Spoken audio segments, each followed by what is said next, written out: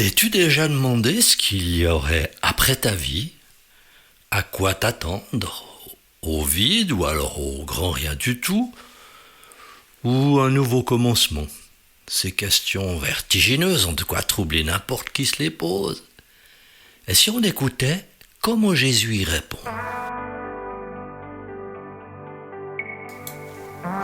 Bienvenue sur Allô la vie, le podcast qui te dit tout sur le Jésus de l'Évangile, cet Évangile qui bouleverse depuis 2000 ans des millions de vies, dont la mienne. Je m'appelle Mathieu M. Avec mes invités, je désire te communiquer l'espérance qu'ont fait naître en nous l'exemple extraordinaire de Jésus et sa passion sans limite pour les êtres humains. À toi qui rêves d'un port sûr où amarrer le bateau de ton existence, à toi qui rêves d'une nouvelle manière de vivre, ce podcast est pour toi. Réjouis-toi donc à l'écoute de Allô la vie, tout sur Jésus.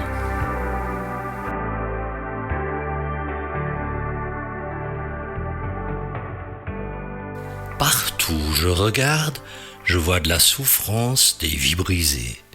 Je vois du désespoir chez les jeunes, des pauvres qui se demandent d'où viendra leur prochain repas, et tant de personnes qui n'ont jamais entendu dire une seule fois que Dieu les aime.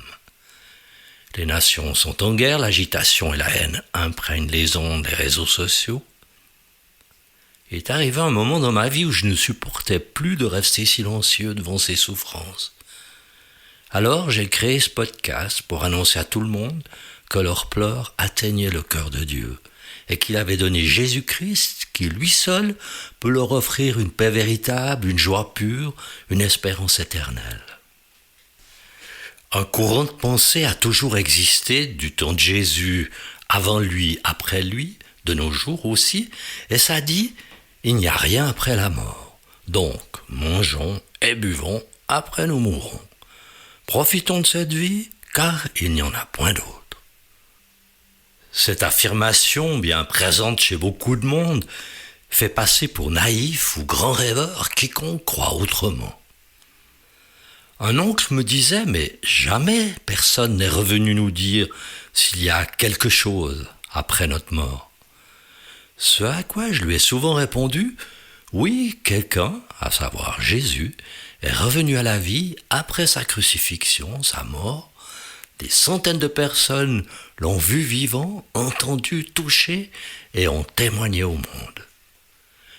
Si tu fais partie des personnes qui se posent aussi cette question, ce nouvel épisode va te donner une réponse éclairante au travers des paroles de Jésus rapportées par Luc l'évangéliste.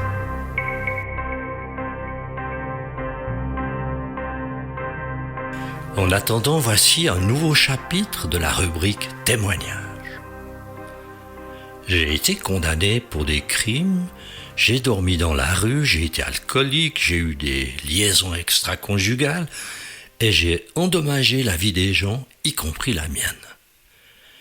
J'ai toujours fait passer la recherche de l'argent avant tout le reste, jusqu'au jour où tout a changé. Je suis devenu abstinent, j'essaye de vivre ma vie d'une manière qui plaît à Dieu maintenant. L'homme qui parle ainsi, que j'appellerais Jérémie, était un brillant homme d'affaires dans le secteur des télécommunications. Il possédait une propriété valant des millions de dollars et plusieurs entreprises florissantes. Mais derrière cette façade de réussite se cachait une vie marquée par d'intenses difficultés personnelles. Un jour, sa vie est bouleversée par un grave accident de voiture qu'il provoque en état d'ivresse. 6 semaines de coma plus tard, il se réveille et vit une transformation spirituelle profonde. Ayant trouvé Dieu, il décide de changer radicalement de vie.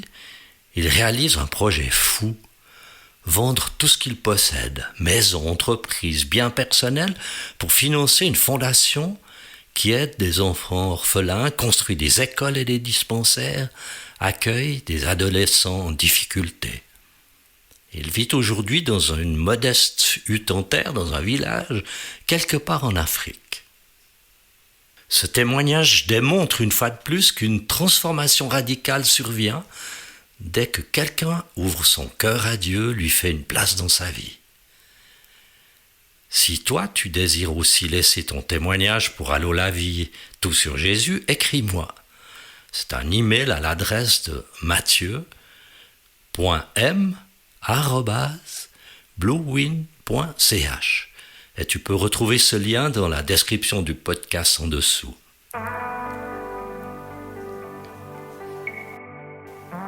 Dans l'épisode précédent, l'intendant infidèle, Jésus avait déjà parlé à ses disciples et à un groupe d'opposants du rapport à l'argent et à la richesse. Et dans le présent épisode, nous découvrons ce qui arrive à deux personnes qui ont vécu des existences très différentes. Il y avait un homme riche qui s'habillait de pourpre et de fin lin et qui chaque jour menait joyeuse et brillante vie.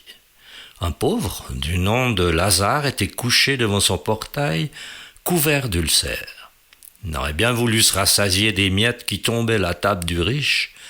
Cependant, même les chiens venaient lécher ses ulcères. Le pauvre mourut, fut porté par les anges auprès d'Abraham. Le riche mourut aussi et fut enterré. Dans le séjour des morts, en proie à une grande souffrance, il leva les yeux et vit de loin Abraham avec Lazare à ses côtés. Il s'écria « Père Abraham, aie pitié de moi, envoie Lazare pour qu'il trempe le bout de son doigt dans l'eau, afin de me rafraîchir la langue, car je souffre cruellement dans cette flamme. » Abraham répondit « Mon enfant, souviens-toi que tu as reçu tes biens pendant ta vie, et que Lazare a connu les maux pendant la sienne. Maintenant, il est consolé ici, et toi tu souffres. De plus, il y a un grand abîme entre nous et vous, afin que ceux qui voudraient passer d'ici vers vous et de chez vous vers nous ne puissent pas le faire. » Le riche dit « Je te prie alors, Père, d'envoyer Lazare chez mon père, car j'ai 5 frères. C'est pour qu'ils les avertissent afin qu'ils n'aboutissent pas, eux aussi, dans ce lieu de souffrance. » Abraham lui répondit « Ils ont Moïse et les prophètes qui les écoutent. » Le riche dit « Non, Père Abraham, mais si quelqu'un vient de chez les morts, vers eux, ils changeront d'attitude. » Abraham lui dit alors « S'ils n'écoutent pas Moïse et les prophètes, ils ne se laisseront pas persuader, même si quelqu'un ressuscite. »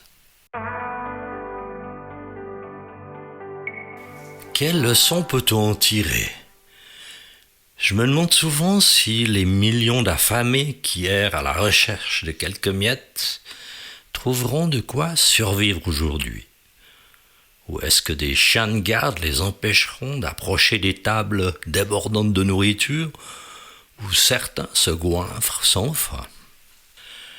Toujours est-il que Jésus enseigne ici que la manière dont nous menons notre vie ici-bas aura un retentissement jusque dans l'éternité.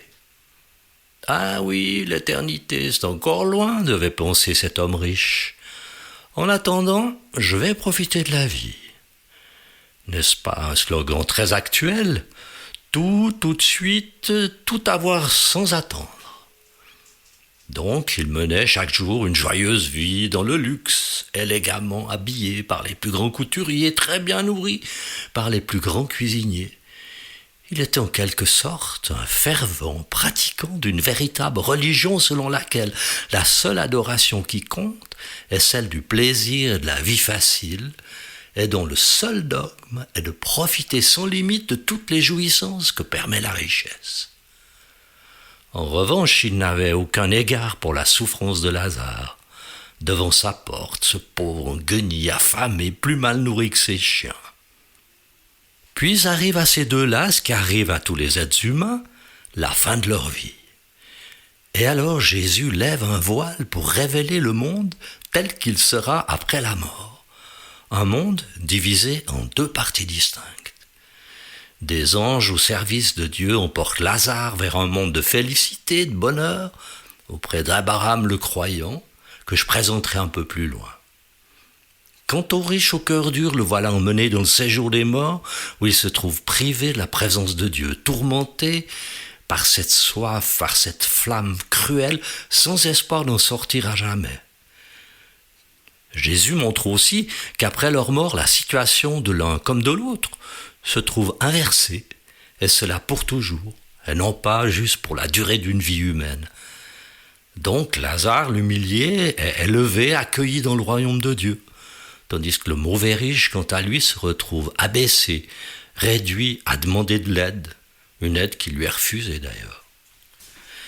Il a beau essayer de plaider, mais l'abîme est infranchissable des deux côtés. N'était-ce pas cet abîme que Lazare devait ressentir de son côté alors qu'il souffrait, affamé, privé de quelques miettes sous la table? Et quand de l'autre côté il voyait l'homme riche et ses invités se gaver de festins sans limite? Et alors, l'homme s'entend répondre par Abraham: « Tu as besoin que je te rafraîchisse la mémoire. Rappelle-toi donc le temps où tu étais en vie sur la terre. Rappelle-toi combien de bonnes choses tu as joui pendant ta vie, tandis que Lazare n'a connu que des malheurs. » On pourrait supposer qu'il s'agit là d'un simple combat entre la richesse et la pauvreté, au bout duquel les riches sont censés finir en enfer et les pauvres au paradis. Mais en fait, non, il s'agit d'autre chose. Car Abraham, contrairement à Lazare, n'avait pas vécu comme un pauvre, mais il avait été riche dans son existence terrestre, grandement béni par Dieu. Alors qui était donc cet Abraham dont Jésus parle ici? Il vivait environ 2000 ans avant Jésus. Il a été tout au long de sa vie un adorateur de Dieu. Il bâtissait des autels, il priait pour que ce Dieu invisible lui réponde. À l'époque, il n'y avait ni temple, ni peuple élu, ni loi mosaïque. Abraham, il cherchait la volonté de Dieu. Il a reçu de lui des promesses de postérité alors qu'il n'avait pas d'enfant. En effet, sa femme Sarah était stérile. Le couple vieillissait sans voir naître aucune postérité. Mais ils finirent par avoir un fils alors qu'ils avaient tous deux largement passé l'âge de procréer. Abraham a également été un homme richement béni matériellement. Il avait de nombreux troupeaux, il vivait loin de son lieu de naissance car Dieu l'avait appelé à le quitter, ce qu'il avait fait par obéissance à ce Seigneur invisible qui lui parlait. Ce père de la foi manifestait une confiance absolue en la fidélité de Dieu, même quand tout espoir semblait perdu de voir ses promesses se réaliser.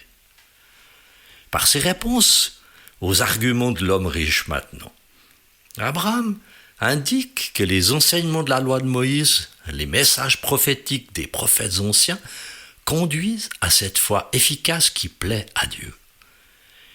Il dit aussi que si les frères encore vivants de l'homme riche n'écoutaient pas les conseils spirituels, ils ne changeraient pas d'attitude, même si quelqu'un venait de chez les morts vers eux, pour les avertir de ce qui les attend, au cas où ils continueraient de vivre comme lui, cet homme riche au cœur de pierre.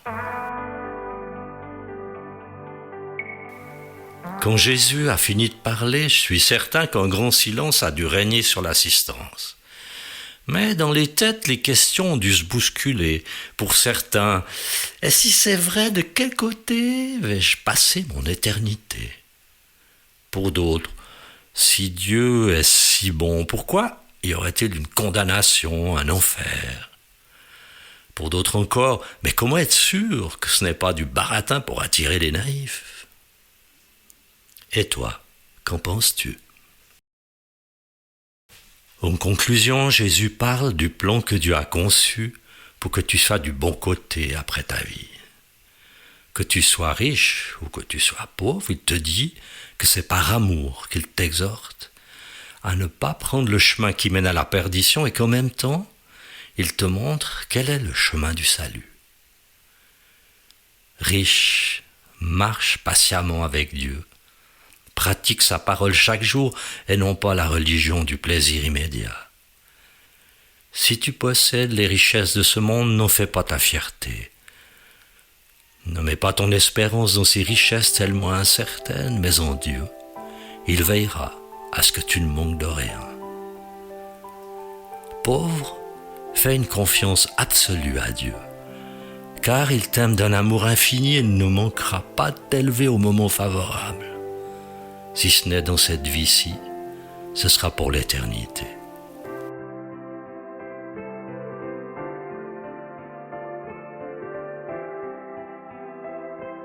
Voilà, c'est la fin de cet épisode.